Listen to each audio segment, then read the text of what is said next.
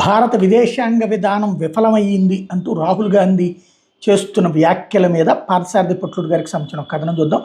ఎందుకంటే రష్యా భారత అభ్యర్థిని కాదని పాకిస్తాన్కి JF-17 ఇంజన్లను సరఫరా చేస్తుంది. ఎందుకంటే పచ్చాబద్ధం ఇంకోటి ఉండదు. విచిత్రం ఏంటంటే పాకిస్తాన్ నుండి వస్తున్న ప్రతి రూమర్ని పిచ్చిగా ప్రచారం చేస్తున్నారు కాంగ్రెస్ వాళ్ళు. అసలు నిజమేంటి? పాకిస్తాన్ ఎయిర్ ఫోర్స్కి చెందిన JF-17 బ్లాక్ 3 ఫైటర్ జెట్కి కావాల్సిన ఇంజన్లను రష్యా సరఫరా చేస్తుందని నానా యాగి చేస్తున్నారు. నిజానికి అలాంటి ఒప్పందం ఏమీ జరగలేదు. కాంగ్రెస్తో పాటు కొన్ని మీడియా సంస్థలు ప్రచారం చేస్తున్నట్టుగా రష్యా పాకిస్తాన్ మధ్య ఇంజన్ల సరఫరా కోసం ఎలాంటి ఒప్పందం జరగలేదు. మరి ఎందుకు ఇంత రాద్ధాంతం చేస్తున్నారు? వాస్తవాలు ఏంటి? 1995లో పాకిస్తాన్ తనకంటూ సొంత ఫైటర్ జెట్ ఉండాలని భావించి చైనాతో సంప్రదింపులు జరిపి జాయింట్ వెంచర్గా ఓ ఫైటర్ జెట్ని తక్కువ ధరలో తయారు చేయడానికి ఒప్పందం చేసుకుంది. ఫైటర్ జెట్ డిజైన్ చేసేటప్పుడు పాకిస్తాన్ ఎయిర్ ఫోర్స్ ఇంజనీర్లు తమ అవసరాల కోసం ప్రత్యేకంగా ఏమేం కావాలో చైనాకి చెందిన చెంగ్డూ కార్పొరేషన్ ఇంజనీర్ల ముందుంచారు. కానీ తక్కువ ధరలో పాకిస్తాన్ ఇంజనీర్లు అడిగినవి అన్ని సమకూరిస్తే ధర ఎక్కువ అవుతుందని, కాబట్టి తక్కువ ధరలో వీలున్నంత వరకు పాకిస్తాన్ అడిగినవి సమకూరుస్తామని హామీ ఇచ్చారు. ధర తక్కువలో డిజైన్ చేయాలి కాబట్టి చెంగ్డూ కార్పొరేషన్ ఇంజనీర్లు అప్పటికే తమ వద్ద ఉన్న డిజైన్ని ఆధారం చేసుకుని కొత్తగా డిజైన్ చేశారు. కొత్త డిజైన్కి JF-17 అని పేరు పెట్టారు. JF అంటే జాయింట్ ఫైటర్. JF-17 డిజైన్కి చైనాకి చెందిన J-17 ఫైటర్ జెట్ ఆధారం. J-7 డిజైన్కి ఆధారం సోవియట్ MiG-21 ఫైటర్ జెట్. ఒకప్పటి సోవియట్ యూనియన్ నుండి లైసెన్స్ తీసుకుని చైనా డెవలప్ చేసింది J-7 మోడల్. JF-17 అనేది MiG-21 J-7 ఫైటర్ జెట్ల నుండి స్ఫూర్తిని పొంది డిజైన్ చేశారు. MiG-21 అనేది 1950వ దశకంలో సోవియట్ యూనియన్ డిజైన్ చేసింది కాబట్టి అది థర్డ్ జనరేషన్ ఫైటర్ జెట్గా పిలుస్తారు. JF-17 డిజైన్ చేయడానికి ముందే ఏ ఇంజిన్ వాడాలో నిర్ణయించుకున్నారు. అది రష్యన్ తయారీ క్లిమోవ్ RD-93 టార్పోఫార్మ్ ఇంజన్. రష్యన్ తయారైన MiG-29 ఫైటర్ జెట్స్కి RD-33 మరియు RD-93 ఇంజన్లు వాడతారు. మన దగ్గర ఉన్న MiG-29లలో RD-33 ఇంజన్లను వాడుతున్నాం. RD-33కి మరో వేరియంట్ RD-93 మోడల్. RD-93ని మరింత అభివృద్ధి చేసిందే RD-93MA అనే ఇంజన్. ఇప్పుడు RD-93MA ఇంజన్ల గురించే చర్చ జరుగుతుంది. చైనా పాకిస్తాన్ల జాయింట్ వెంచర్ అయిన JF-17 మొదటి ప్రోటోటైప్ మోడల్ 2003లో గాల్లోకి ఎగిరింది. అప్పట్లో JF-17లో వాడింది రష్యన్ తయారీ RD-33 ఇంజన్. 1998లో రష్యా, చైనా, పాకిస్తాన్లు కలిసి ఓ త్రైపాక్షిక ఒప్పందం చేసుకున్నారు. ఒప్పందం ప్రకారం రష్యా RD-33 ఇంజన్లని చైనాకి సరఫరా చేస్తుంది. చైనా JF-17 విడిభాగాలతో సహా పాకిస్తాన్కి ఇస్తుంది. పాకిస్తాన్ వాటిని అసెంబ్లీ చేసి వాడుకుంటుంది లేదా ఇతర దేశాలకు అమ్ముతుంది. పాకిస్తాన్ JF-17ని ఇతర దేశాలకు అమ్ముతుంది కాబట్టి రష్యా అభ్యంతరం చెప్పకూడదు. అట్లాగే భవిష్యత్తులో RD-33 ఇంజన్ అప్గ్రేడ్ చేస్తే వాటిని కూడా JF-17 కోసం వాడుకోవచ్చు. కానీ దానికోసం విడిగా మరో ఒప్పందం చేసుకోవాల్సి ఉంటుంది. RD-33, RD-93, RD-93MA. ఇప్పుడు RD-93MA ఇంజన్ కోసం పాకిస్తాన్ ఎందుకు అడుగుతుంది? ఎందుకంటే వేరే దారి లేదు. మొదట 2003లో JF-17 ఎగిరినప్పుడు అది ప్రోటోటైప్ కాబట్టి పెద్దగా సమస్య రాలేదు. ఎప్పుడైతే పూర్తి స్థాయిలో ఆపరేషన్లోకి వచ్చిందో అప్పటి నుండి రష్యన్ ఇంజన్లు మొరాయించడం మొదలుపెట్టాయి. అఫ్కోర్స్ మన దగ్గర ఉన్న MiG-29K నావీ వేరియంట్ కూడా తరచూ ఇంజన్ల లోపాల వల్ల సగానికి పైగా విమానాలు మెయింటెనెన్స్ కోసం హ్యాంగర్స్కే పరిమితమై ఉండే. CAG comptroller and auditor general of India 2016లో పార్లమెంట్కి ఇచ్చిన నివేదికలో ఇండియన్ నేవీకి చెందిన MiG-29K ఫైటర్ జెట్స్లో పదే లోపాలు తలెత్తడంతో 65 ఇంజన్లో 40 ఇంజన్లను సర్వీస్ నుండి తొలగించాల్సి వచ్చిందని పేర్కొంది. ఇది ప్రజాధనం దుర్వినియోగం చేయడమే అని పేర్కొంది. రష్యా నుండి స్పేర్ పార్ట్స్ సరఫరాలో విపరీతమైన జాప్యం జరగడం ఒక కారణం అయితే వచ్చిన స్పేర్ పార్ట్స్ నాణ్యత బాగా లేకపోవడంతో MiG-29K ఫైటర్ జెట్స్ యుద్ధ సన్నద్ధత కేవలం 39%కే పరిమితం అవుతూ వస్తుంది. ఏ విమాన ఫ్లీట్ అయినా యుద్ధ సన్నద్ధత అనేది 60% ఉండాలి. అందుకని MiG విమానాలు కొనడానికి ఆసక్తి చూపడం లేదు భారత్ నేవీ. ఎప్పుడో 1996లో రష్యా, చైనా, పాకిస్తాన్ల మధ్య జరిగిన ఒప్పందాన్ని ఇప్పుడు ఎందుకు రచ్చ చేస్తున్నారు? 2004 నుండి 2014 వరకు 10 ఏళ్ల పాటు కాంగ్రెస్ అధికారులు ఉన్నప్పుడు రష్యా మీద ఒత్తిడి తెచ్చి ఇంజన్ల సరఫరా ఒప్పందాన్ని రద్దు చేయించి ఉండాల్సింది కదా. 2003లో JF-17 మొదటి ప్రోటోటైప్ ఫైటర్ జెట్ గాల్లోకి ఎగిరినప్పటి నుంచి ఇంజన్ సమస్యల వల్ల అసలుకే మోసం వచ్చింది. తరచూ JF-17 కూలిపోవడమో లేదా రన్వే మీదకి వచ్చిన తర్వాత తగినంత థ్రస్ట్ లభించక టేక్ ఆఫ్ చేయలేకపోవడమో జరుగుతూ వచ్చింది. రష్యన్ RD-93ని వాడడం మొదలుపెట్టిన తర్వాత కొద్దిగా మార్పు వచ్చింది. కానీ స్పేర్ పార్ట్స్ సప్లై విషయంలో రష్యా వేగంగా స్పందించకపోవడంతో పాకిస్తాన్ చైనా మీద ఒత్తిడి తెచ్చింది. రష్యా ఇంజనీర్ ప్రత్యామ్నాయంగా సొంత ఇంజన్ తయారు చేయాలని చైనా చెంగ్డూకి చెందిన ఇంజనీర్ యాంగ్వీ JF-17 కోసం WS-13 ఇంజన్ని సిఫార్సు చేశాడు.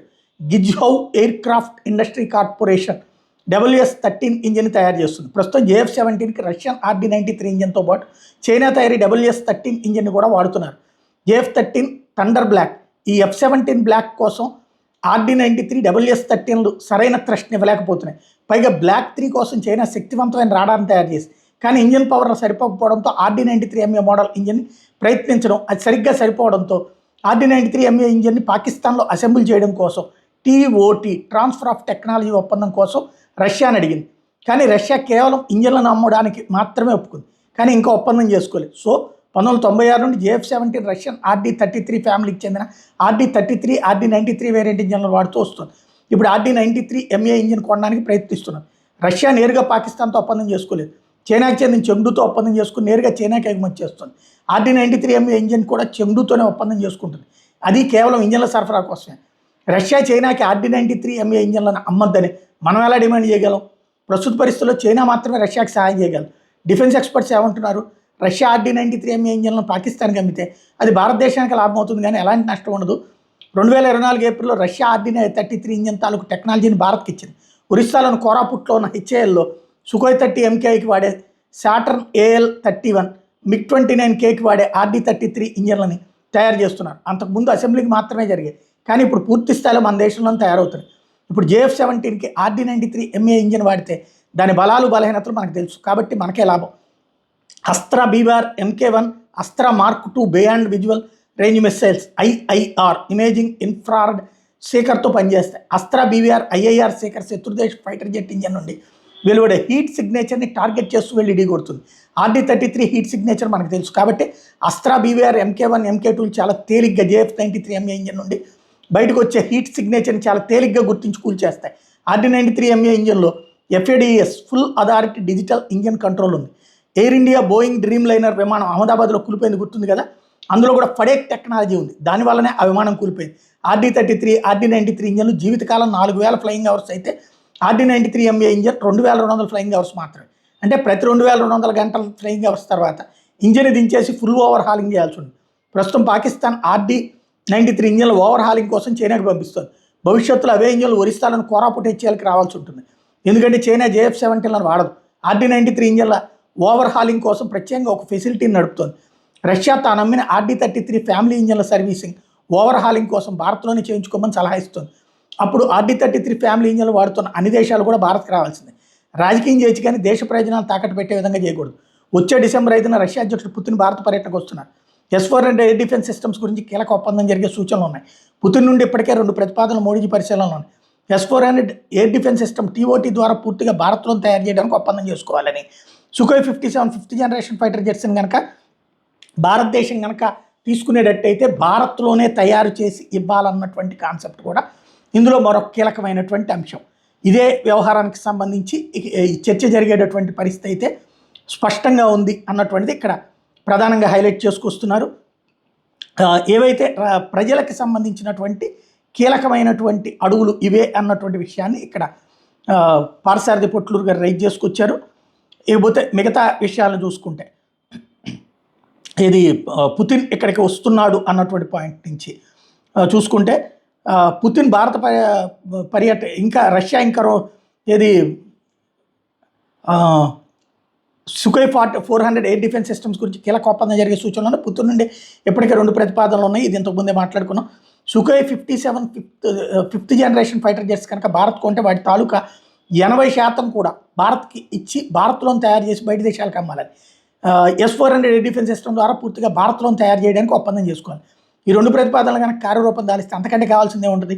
మోడీజీ వైపు నుండి 2 ప్రతిపాదనలు ఉన్నాయి. మరో 2 S-400 రెజిమెంట్లు కొనడానికి మొదటి ప్రతిపాదన అయితే 2 రెజిమెంట్లు S-500 కొనడానికి రెండో ప్రతిపాదన. 2018లో మనం ముందే డబ్బులు ఇచ్చిన 5 రెజిమెంట్లు S-400లో 3 రెజిమెంట్స్ మాత్రమే సరఫరా చేయగలిగింది రష్యా. ఇంకా 2 రెజిమెంట్లు రావాల్సి ఉంటుంది. పుతిన్ భారత పర్యటనకు ముందే ఏదో విధంగా రచ్చ చేయాలని చూస్తోంది కాంగ్రెస్. డిసెంబర్ 5న Putin Modiji joint press meet కోసం వేచి ఉంటుంది.